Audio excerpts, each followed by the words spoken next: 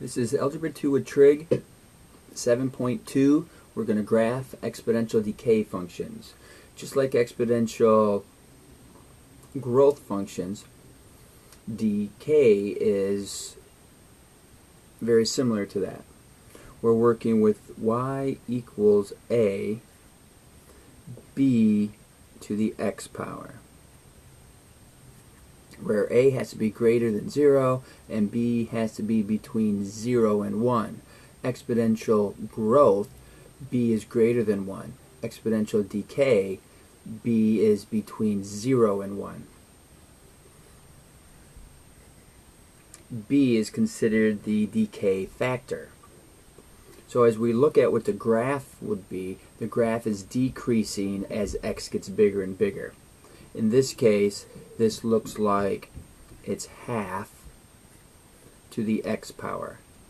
The way we might be able to recognize that is up here we're up at a height of 4, and one less than that we're at 2, and one less than that, or perhaps you say more because it's to the right, is 1, then a half, then a quarter.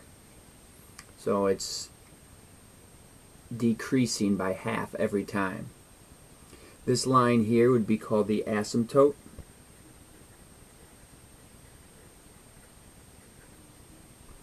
It's the line that the graph is approaching.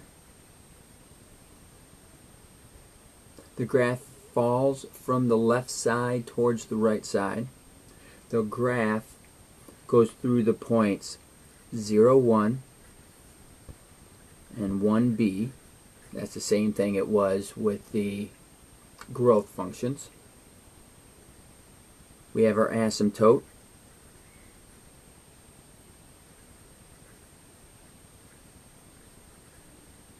That is, in this case, it's y equals 0, which is the x-axis. Our domain is still all real numbers, which would be negative infinity to positive infinity. The range, if you notice, y values are greater than 0. It's not equal to 0, it's greater than 0. It's all the values that are above the x-axis. So those are all the y values greater than 0. And with interval notation, that would be 0 as your smallest and infinity as your largest. The end behavior, as x approaches negative infinity, as x goes to the left, the function is going up to positive infinity. And as x approaches positive infinity, as x goes to the right, the function approaches 0. It's approaching the asymptote, which is the line of y equals 0, the x-axis.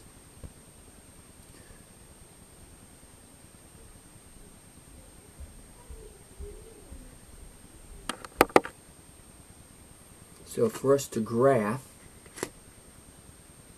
y equals 1/5 x, we would make a table, use -5 and 1, -1 and 5, 0 and 1, 1 and 1/5. So when you put a -1 in for x, that would flip over the fraction to make it 5. You put a 0 as an exponent, that's always the value of 1. And when you use 1 as an exponent, your base is always the result. So we'll come over to our graph.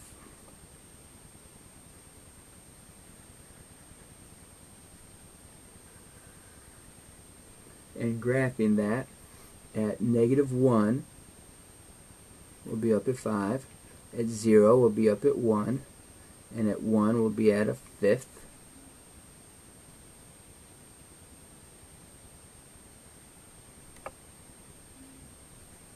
So that's the equation y equals 1/5.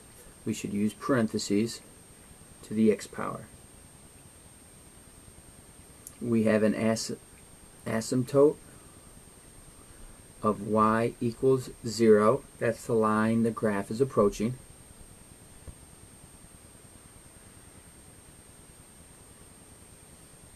So we have the asymptote of y equals 0. The domain, what x values could we possibly have used from the graph? We could have used any number as our exponent, and that would have been from negative infinity to positive infinity. What type of answers could we have gotten? We would have gotten any number that was greater than 0 for the y. So interval notation shows 0 to infinity. The end behavior,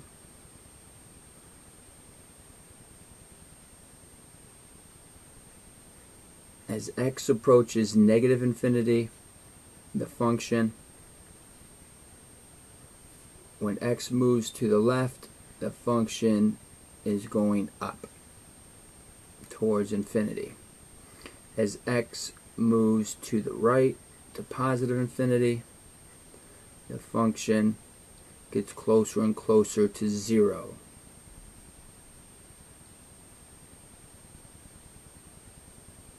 Now, that type of graph can have transformations to it. We can do a vertical stretch, which would be putting a value in front of the b of x. We can also do a horizontal and vertical translation, which would be the x minus h and the plus k. So the translation would be horizontal. It would translate horizontally, h units, and it would translate vertically, k units. Remember, the horizontal translation is always opposite from what it looks like. So if it's a -2, it moves to the right. If it's a +2, it moves to the left. For all the reasons we've talked about in the past. Because the equation is, or the formula here has a minus, that means that h would be a positive if it showed x minus 2. But if h was a negative, it would be x minus a negative 2, which would be x plus 2.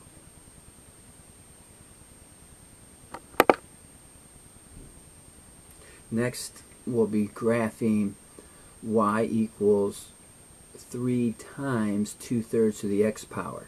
Notice that the 3 is making this have a vertical stretch. The 2/3 is between 0 and 1, so we know that this is a decay model. And because the x is the exponent, we know this is exponential. The parent function is y equals 2/3 to the x power. So we pick our different numbers that we would use in our parent function. And in this case, we'll use the numbers -2, -1, 0, and 1.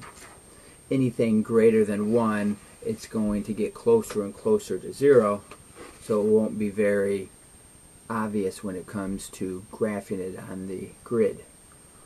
So, -2 is kind of a tricky one to see what would happen. -2 into your parent function, the negative is going to flip them, so now it's 3/2. And then the 2 is going to square them, so it's going to be 3 squared and 2 squared, which is 9/4. The -1 is going to flip them, so it's 3/2. The 0 always makes it 1, and the 1 always makes it whatever the base is.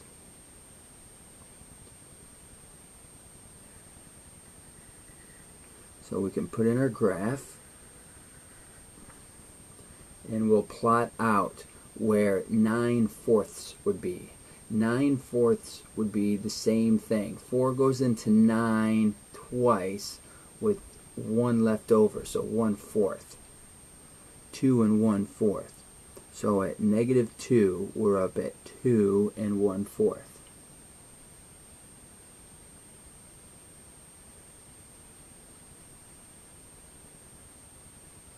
At -1, we're up at 1 1/2. At 0, we're at 1. And we're at 2/3. We could also see what would happen if we plugged in a -3. Negative would flip it over, would 3 squared and 2 squared, so 27/8 would go in there 3 times with 3 halves left over.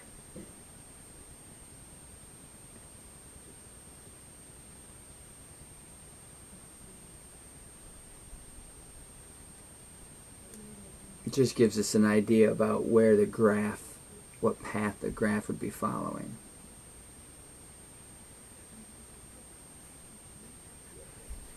So this here is the graph y equals 2/3 to the x power. But now we have to multiply all of the y values by 3. So what that's going to look like is we can multiply the 9/4 by 3, and that's going to be 27/4. 4 goes into 27 6 times, because 4 times 6 is 24, with 3 left over. 6 3/4.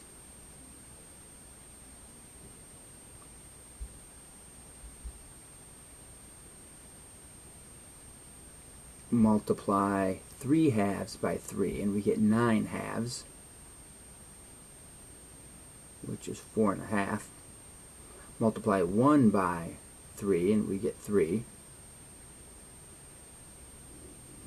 Multiply 2/3 times 3, we get 6/3, which is 2. And it just slowly starts to come back down. And it will eventually approach 0 again. So that's the graph y equals 3 times 2/3 to the x power. We have an asymptote at y equals 0. So you want to be sure to draw the asymptote on your graph. So the asymptote is y equals 0. The domain for all of these exponential decay problems is all real numbers.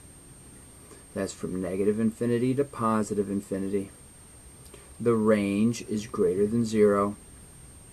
The end behavior, as x moves to the left, the function moves up, goes to infinity. As x moves to the right, the function is approaching 0. It comes down to the x-axis as you move to the right.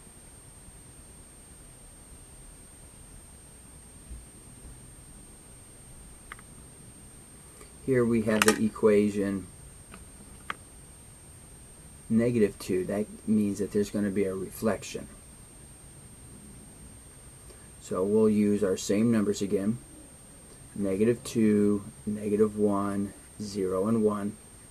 The -2 for our parent function, which is going to be y equals 3/4 to the x power. The negative is going to flip it to 4/3. Then we're going to square it 16/9.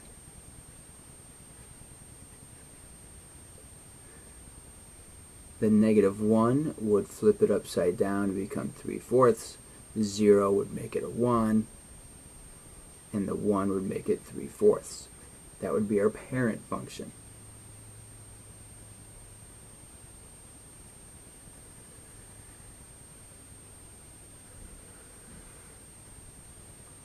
So 16/9 is even less than 2, because 18/9 would be 2.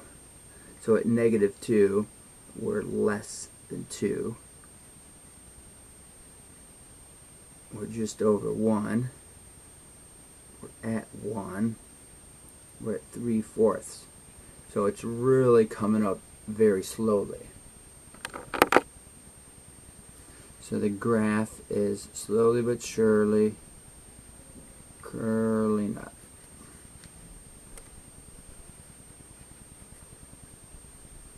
So that's going to be our graph y equals 3/4 x.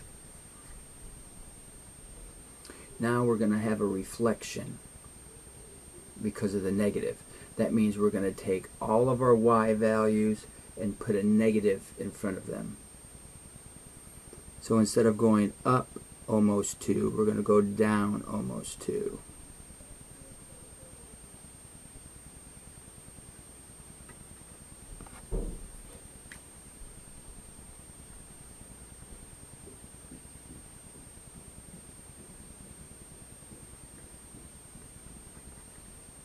So that would be our graph y equals negative 3/4 x.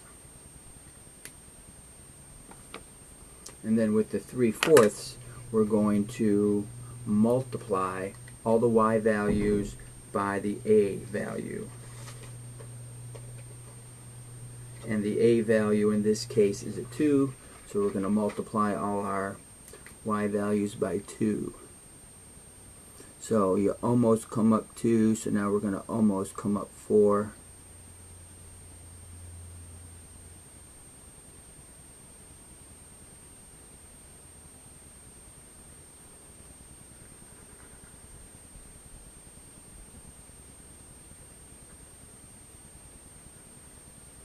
So this is our equation, y equals negative 2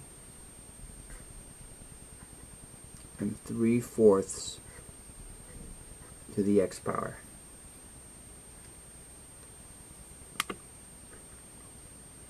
That is a reflection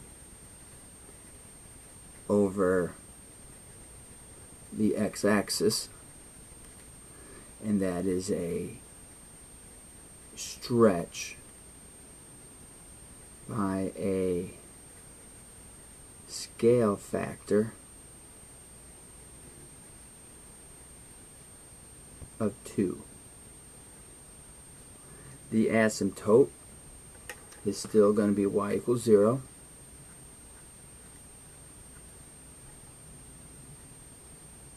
Want to be sure to label that on your graph.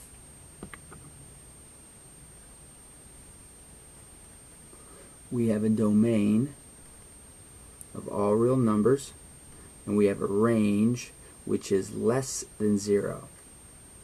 Now, because our a value is less than 0, this is no longer a exponential decay problem. It's not growth either. It's just an exponential. It's not considered decay, it's not considered growth. The end behavior, as x approaches negative infinity, the function approaches negative infinity, it goes down. As x moves to the right, the function moves towards 0.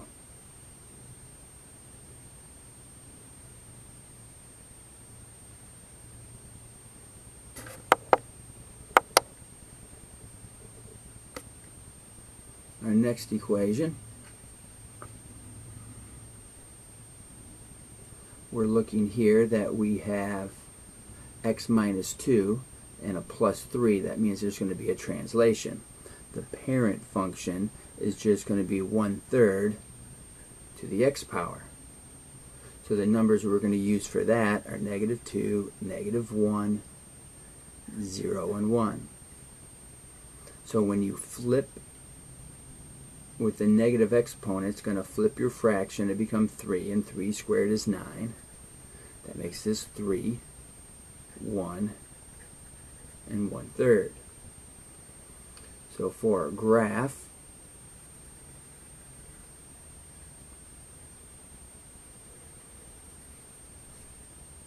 we're going to have a height of 9.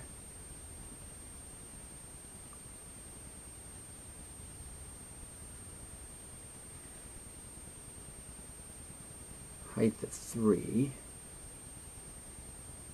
Height of 1, and then 1/3.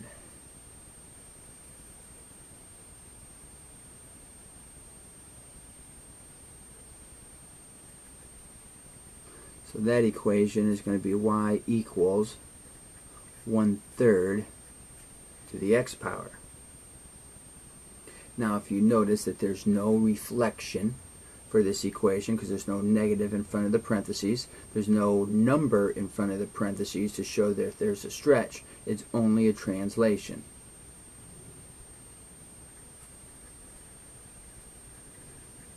It's a translation where x equals 2 and k equals 3. That is a horizontal translation 2 units and a vertical translation 3 units. So we'll take each one of these points and we'll move 2 to the right and 3 up.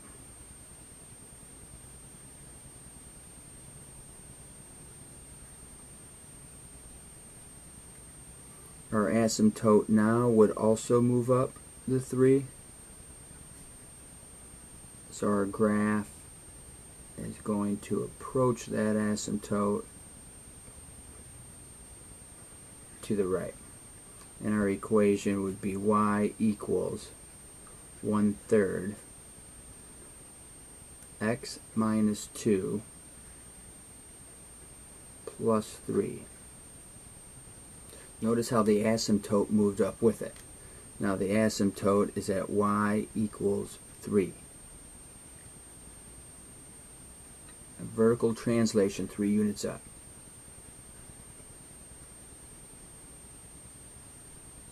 So we have the asymptote at y equals 3.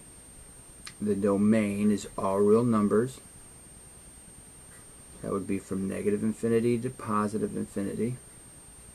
The range is going to be all your values. It's your k value. So it's all your values greater than 3. And the end behavior, when x approaches negative infinity, when x moves to the left, the graph is going up.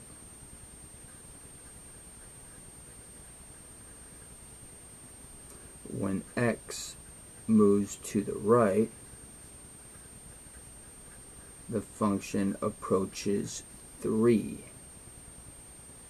It's not 0 this time, it's 3 because that's your asymptote. Because of the k value, it's moved up 3.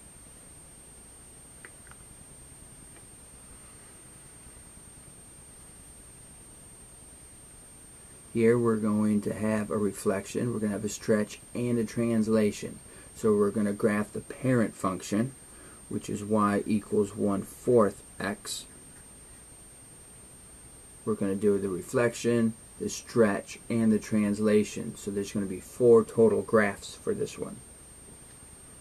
We're going to try the points -2, -1, 1, and 0. -2 for your parent function. The negative flips over the fraction. The 2 squares to 4.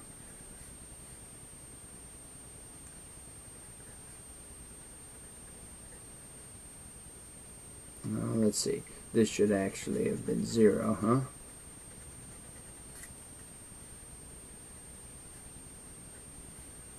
So we'd get 1, and then we'd get 1/4. Make your table work in order.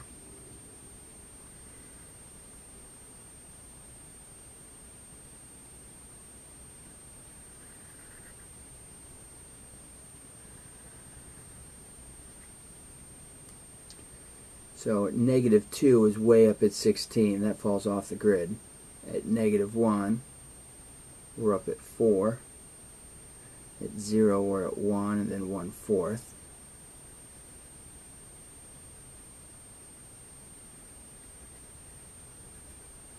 So this is going to be y equals 1/4 to the x power. That's your parent function.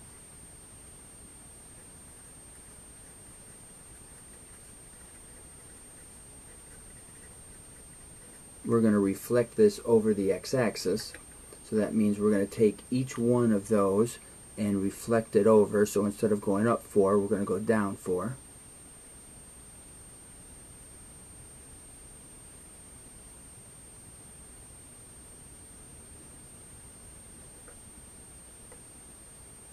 And that graph is going to be y equals negative 1/4.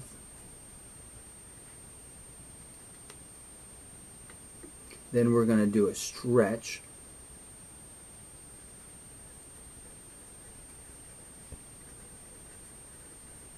By a factor of 2, or a scale factor of 2. That means we're going to multiply all of those values by 2. So instead of coming down 4, we're going to come down 8.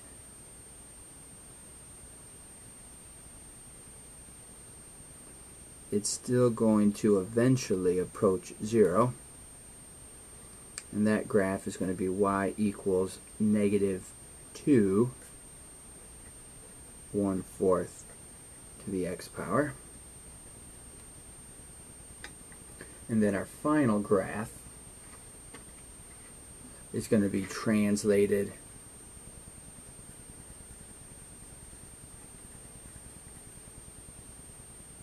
we're going to translate 3 units left and 1 unit down.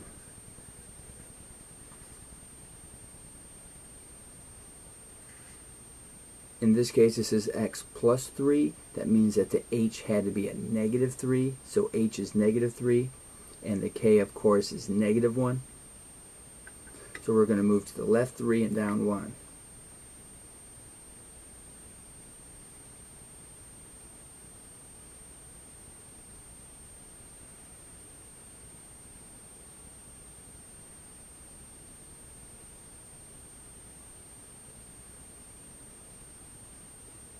There's the asymptote that's moved down 1.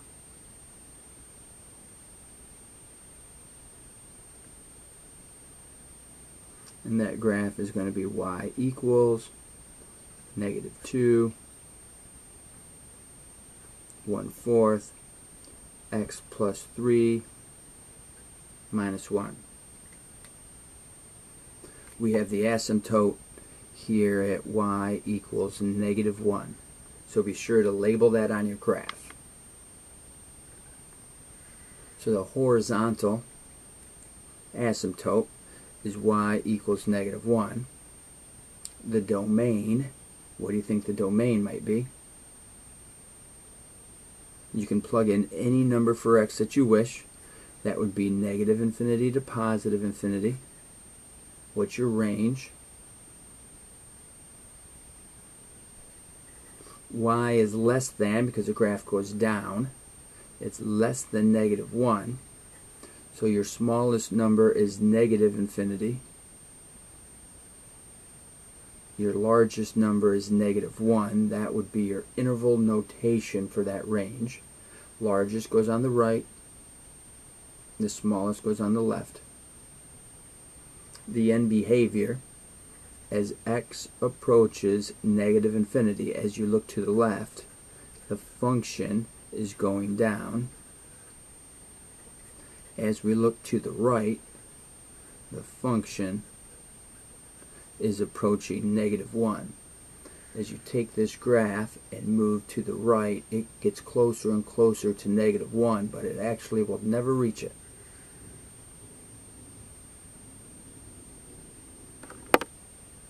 On our last page, we have the exponential decay model,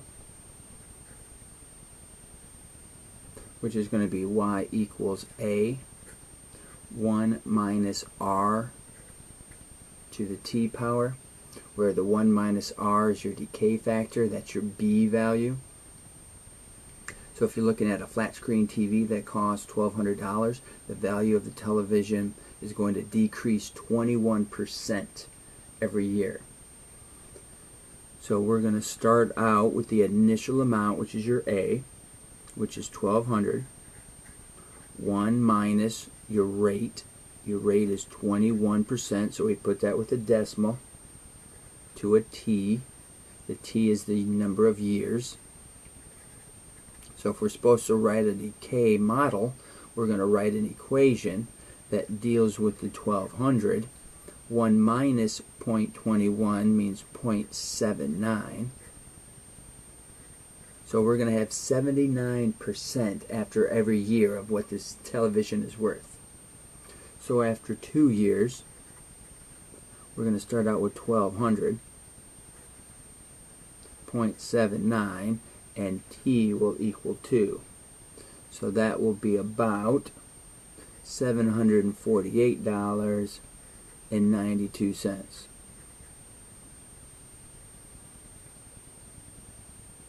Using a graphing calculator,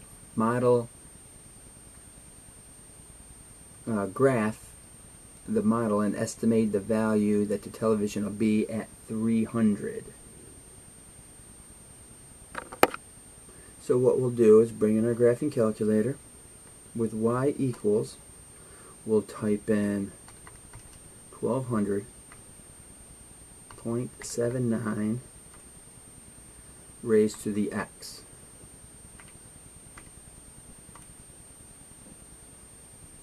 So now if we look at table, we can see here, I'm way up here, x is 109. So I'm going to change that in table set. I'm going to start my table off at 0. So when is it going to reach 300? It's going to reach 300 around years 5 or 6. My y value is going to be as high as 1200 when I'm at 0. It's going to be as low as around 300, a little bit less than that at 6. So my window, when x is at 0, my y value doesn't need a minimum any more than 0, but my y maximum needs to be at least 1200. So now we can see how that graph curves in there. That still doesn't tell us when it touches 300.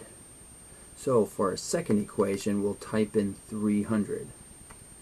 And that can be the line that we want to see where the graph crosses. So now second trace, which is the calculate, we're going to look for the intersection.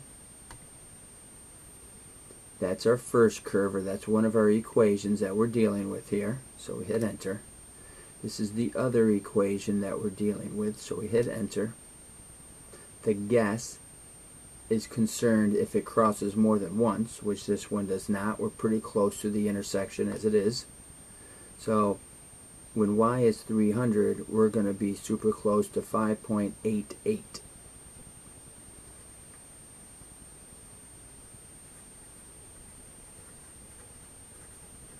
So using a graphing calculator,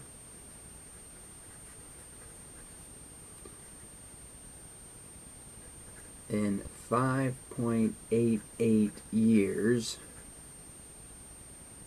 is when we will be approximately 300.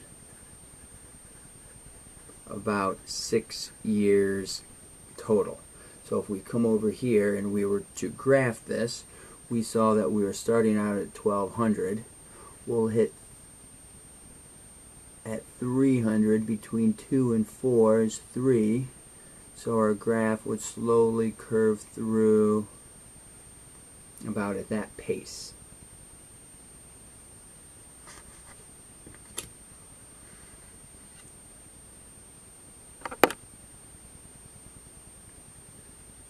When an exponential function is raised to a negative power, we get this negative here. This indicates a reflection over the y-axis. Notice where the negative is. The negative is next to the x, so it's not over the x-axis. That would be in front of the a. A negative in front of the x, we haven't done that yet. That reflects it over the y-axis.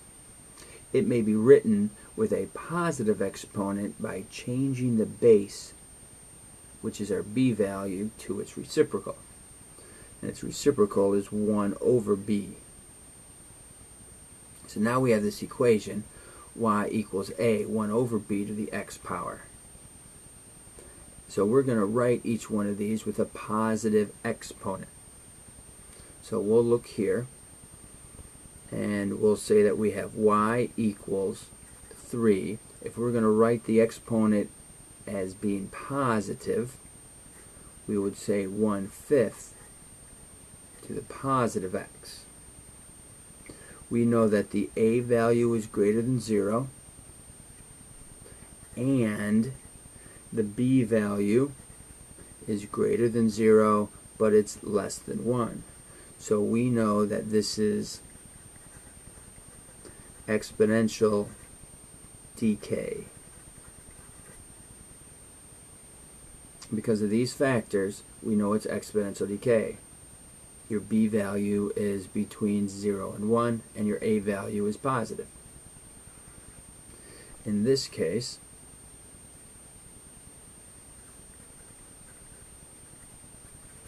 the negative exponent is going to flip the fraction around, and now it's positive.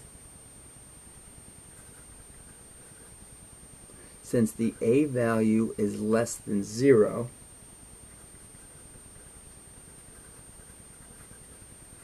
this equation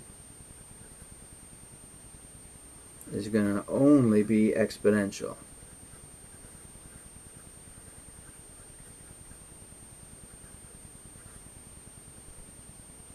It's not a growth or it's not a decay. Growth and decay have to be an a value greater than 0. The b value is greater than 1, so it looks like a growth, but because of the negative in front of the a, it loses that exponential growth, and it's only exponential.